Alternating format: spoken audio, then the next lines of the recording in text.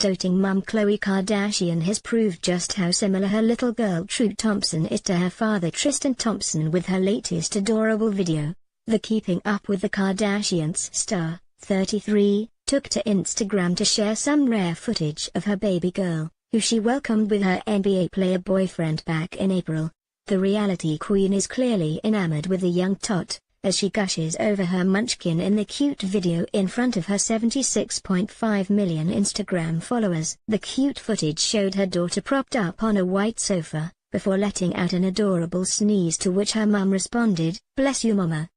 The new mother faced a difficult time recently, after her boyfriend Tristan was caught in a cheating scandal, while Khloe was preparing to give birth to their first child together. He is alleged to have cheated with at least 5 women during her pregnancy, with the revelation emerging just days before she gave birth to True. While the pair are reportedly still together, her mum Kris Jenner recently hinted her daughter would be moving back to LA from Ohio, where she lives with Tristan, following the scandal. Speaking to E! At the American Woman premiere in Hollywood, Kris said she'd been going back and forth to visit Khloe and her granddaughter True.